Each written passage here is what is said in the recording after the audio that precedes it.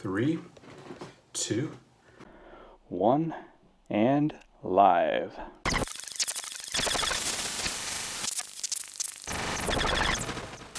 Hey everyone, Mike here with the Mega Multi-Mic.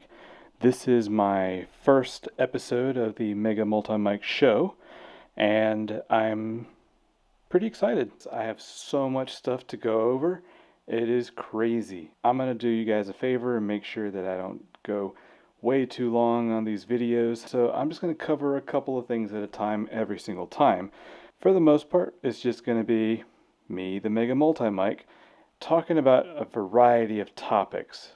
Most of them are going to be involved around the world of entrepreneurship and business. The things I have going on, the types of businesses, the ideas that I have, and the partnerships that I am creating are, let me tell you, I had to make a show out of it to keep up with all this stuff. A little bit about me before we jump into things. Most of you probably have never heard of me, never seen me, don't know anything about me, so I want to fill you in really quick. From a small Texas town, first in my family to go to an Ivy League university. I went to Brown University, got 2 degrees, one in mechanical engineering, one in human biology, so I'm very much a science person. I like to think I'm an analytical person, but I also got a pretty creative, artsy side of me. I think most people do, and I think that can be a lot of fun to explore, especially as a person who's very analytical. I got my first start into business when I was in high school, actually. I am very self-driven. I enjoy the challenge of problem solving. I'm a very systems person, and why I enjoyed the engineering track and studying biology. I have a lot of interests, a lot of hobbies, and a lot of passions. And what I learned very early on was taking those passions and finding a way to monetize them means I never have to work a single day of my life. And that is absolutely true. Yeah, some days are a little harder than others, but the fact of the matter is I love what I do. What I do actually is my primary business, the one that I currently own and operate, is called C&M Integrity Holdings. I'm a consultant. I teach other businesses how to improve their systems, how to work with their clients in a more efficient manner, how to retain clients, improve relationships with those clients, on the sales side of things. I'm very much the people-facing side of the business, but I understand the dynamics and the systems to make sure that stuff happens in the background. I have experience in everything from my very first job in college as a bat flight trainer. Yes, you heard that correctly, bat flight trainer. I worked with the Sinopterus brachiotis bat in the bat lab at Brown University. That was my very first job. Made, I think, $10 an hour doing that. I loved it. I learned a heck of a lot. Got to shadow some graduate students. Leaving out of college, I was a lab manager. Ended up going full time into my first business, which was in financial services. So I got a financial services background, got a couple of licenses and certifications. We don't got to go into that. I was doing pretty well with that and decided, hey, why not start my a second business? And that's where I took my other passion, which is the arts, just in general, primarily music, video, and graphic design. So I took that, created a production company. It still exists today. I don't really do much with it other than help some of my consulting clients do things like corporate videos or logo design or things like that. I do love music. I'm primarily a metalhead. If you've seen any of my other videos where I do vocal covers, I'm not particularly good at that stuff, but I have fun with it, and that's the whole point. I want you guys to have fun with me. After I did that business, learned a heck of a lot about the differences between those industries, and then I just kept going. I started doing other businesses. I got involved in consulting to help businesses design systems to run better. I joined a buddy of mine and his business partner in a truck washing business. had no experience in that. We ended up having a very successful business, and we sold that a year and a half later. Made a really great return on that investment. Ever since I've started in businesses, I have had my eye on investment. So I myself am an investor. This is not going to be a show to talk about the investing side of things. It's more about how to manage businesses and your passions at the same time. I think that's a very a common topic that is overlooked or not really talked about as much as the whole work-life balance. In some cases, it's not really possible. But at the same time, like I said, if you do what you love, there's no compromises there. Going back to my story of I have these a very wide range of skill sets, and I have even a small publishing company where me and my friend write illustrated stories. I do most of the illustrations. He does a lot of the writing. We're actually putting together a graphic novel right now. It's very time intensive, so I can't really tell you when that's going to come out. But if you want to follow us on Facebook for that, the company is called Blood Moon Comics. We're not very active with it just because, like I said, it's very time consuming. He's got his own life. I got my other businesses and projects, but we are very much working on a physical, tangible item to be able to give you guys. And I'm excited about that because I love comic books. I'm a sci-fi person. When it comes to building a business, it's again about your focus, your passion, and I would also say about your why. Why are you doing it? And for a lot of people, it's to get out of that financial strut. You're having a hard time with your job, or maybe your job is paying you really great, but there's no real way for growth, and you just want to take control of your financial future. That's pretty much where everybody starts, and that's I'm not saying that's a bad thing, but understanding why you do something is incredibly powerful in keeping yourself motivated to continue doing what it is you're doing. And for me, it is, part of the financial freedom, but it also is about the flexibility to do the things that I love to do. And I have a lot of passions and I have a lot of projects. So every episode, I'm going to talk about one of these projects. And today, I'm going to talk about two of these projects. So the first one is, again, I'm a big music person. I really enjoy music. I love all kinds of music. Part of that journey began with learning how to play guitar. So I play guitar. As you can see over my shoulder here, I have a small collection of guitars. In fact, some of these I have built myself. That's a hobby of mine that I have decided to turn into a business. That's right, you guessed it. That's what this show is all about. Taking your passions, making them into businesses, making those businesses even better, and how you juggle all these different tasks. I am working on two guitar projects. What I like to do is flip products. And one of these products is like what we're talking about, guitars. I like to buy broken, beat up, ugly, mashed up, nobody can play them guitars, fix them up, and then sell them again. Unfortunately, I end up keeping some of them because I enjoyed how they came out. I've decided that I want to brand them, and I thought this would be a really fun first episode for you guys because I was thinking I'm going to have a vote on what that brand should be. So currently, I don't have a name for the business I'm establishing for guitar restoration and custom guitar building. Get to the comments section.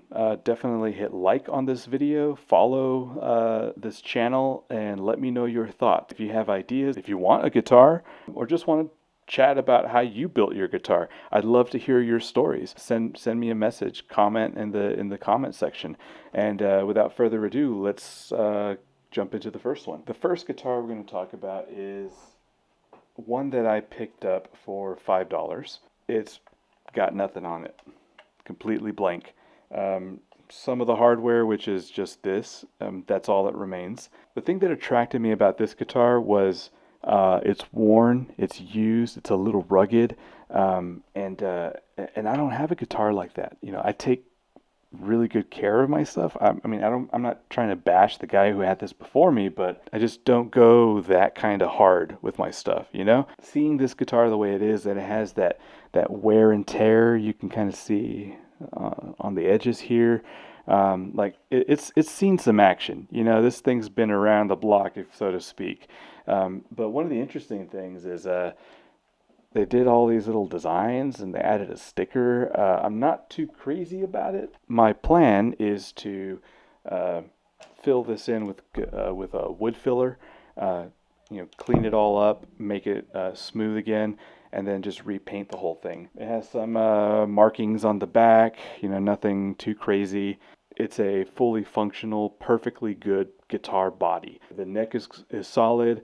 It has no warping. Everything about it's in decent condition. It's usable, you know. This is the first Strat style or Telecaster style, you know, Fender knockoff, so to speak, that I have ever had. And I thought it would be really fun to do this like Western mariachi theme to it. So I got this faceplate or pick guard. It's made of wood, actually. It's all natural. Unfortunately, though, I don't have all the gear for it because it requires two double humbucker pickups, which I have one.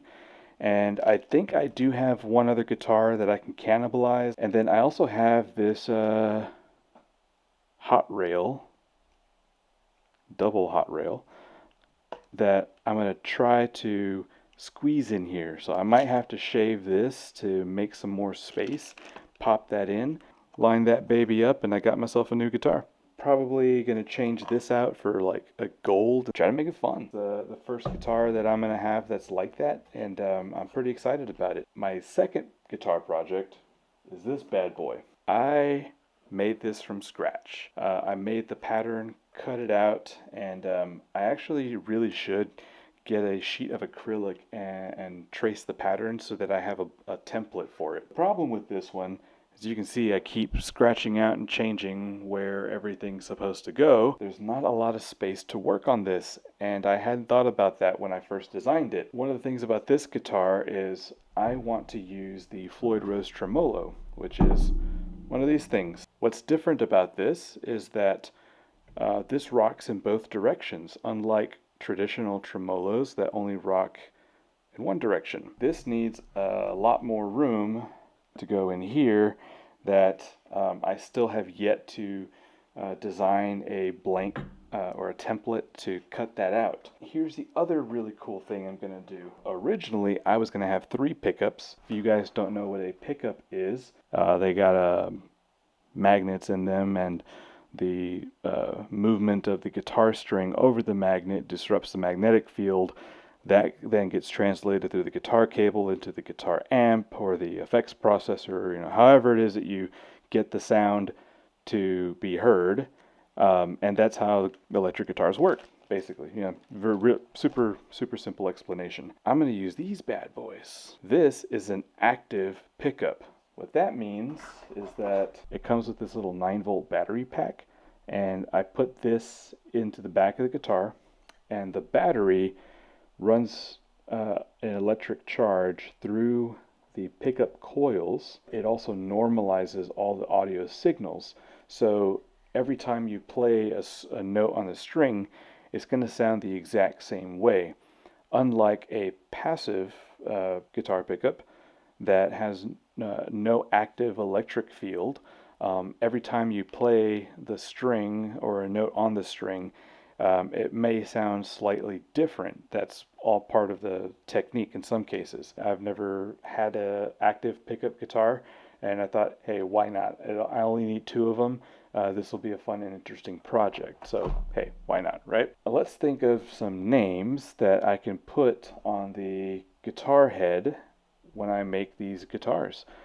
I would like to do more of these custom guitars once I get better at them, particularly with the painting.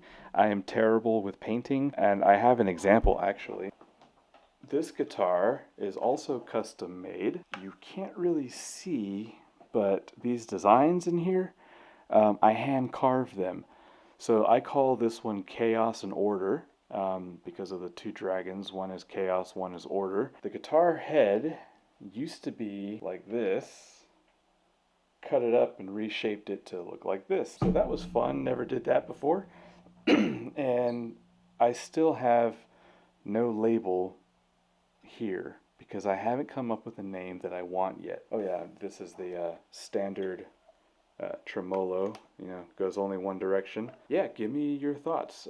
I know it was the first guitar full paint that I did, and I just really liked the style the way it came out, so I decided to keep it. Let's move on to the next thing I want to talk about. So like I said, I have a lot of projects and a lot of interests. One of my interests is in cars.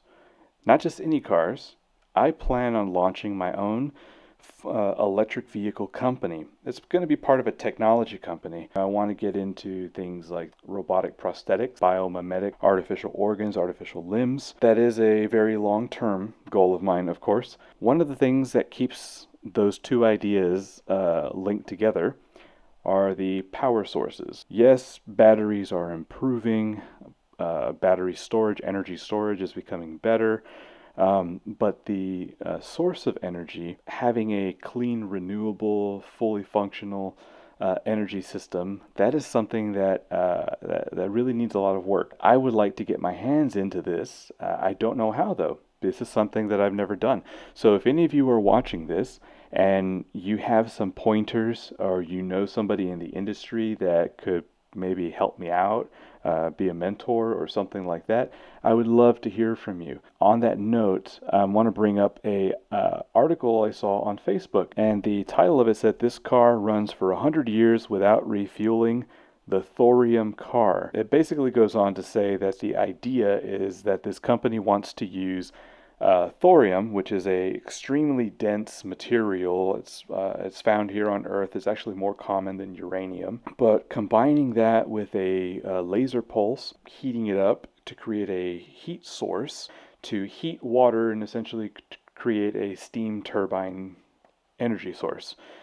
Basically exactly what common nuclear reactors do. They heat up the water, turn that into steam, and the steam powers turbines. The turbines create the electricity, and then you have clean electricity. The thing about this is that these materials can store massive amounts of energy for long periods of time. So I looked up thorium because I'm not very familiar with it. Again, my forte is in engineering. I understand the mechanics, the way things move and systems, but when it gets to like the chemistry side of stuff, I'm not particularly savvy with that. That's more of my wife's expertise. Apparently thorium is very common. It's more common than uranium and can be used for as a fuel source. My thoughts on this are, why not, right? I mean, I think I have always wondered, since I was first introduced to the concept of nuclear engines and nuclear reactors when I was in high school, like, why can't these be miniaturized so that you can put them into your car? Small enough where the radiation is not something of a concern to public health, but is sufficient enough to continuously charge or provide a power source to a battery pack. Instead of having to stop and plug in, you have this little thorium reactor, something similar, and it starts producing electricity. So your battery will just recharge itself as you're moving about. You could also create at-home generators to power your house. What I want to do is use this to create a micro powerhouse or power source for things like a artificial heart. If you just swap out the heart altogether with a new device, that device needs to be powered somehow, and until we figure out how to mimic tissues and use the things like ion channels to be able to make that heart beat, it has to be a mechanical device of some kind. At least for now, right? We haven't gotten there yet. If there was a power source like this that was small enough and not very dangerous, but reliable, why not, right? I think that would be a great idea. And I'm going to be keeping my ears and eyes out for more stuff about this, because this is something very relevant to my interest. Somewhere down the road, 10 years, 5 years, I'm gonna jump in on this. And I mean, I've got ideas, I've got plans. I've spoken on things with my attorney. We've talked about filing some patents. I'm not quite there yet. I would love to get there a lot sooner rather than later. And yeah, that's pretty much it for today's episode, this week's episode at least. I'd like to do these as regularly as I can. I want this to be something that I do consistently. The format will change periodically based on the type of episode that I'm doing. This kind of episode where I'm kind of just talking about projects that I have, things that's going on around the world, be a better business person, topics in entrepreneurship. It'll be just me, and I'll bring in resources, whether it's a video, a link, or, other things. I'll probably walk you through this guitar build as I work on it, include some of those clips as well. But I'm also going to have a very special other format for videos, and that's going to be interviews. I'm going to be talking to other entrepreneurs and talk to them about their passions and their hobbies, and we're going to go do stuff that they like together while talking about business. I got 2 lined up. We're still planning them out, but as soon as those things are ready to go, I will announce them, and I hope that you guys will enjoy them as much as I will, because I know I'm going to have a lot of fun with these. Until then, I will see you later. This is the Mega Multi-Mic, and I want you guys to be excited about the things that you do. Find the passions that make you get up in the morning. Go make a business out of it. Tackle the world with the things that you love, and love each other. Have a good one.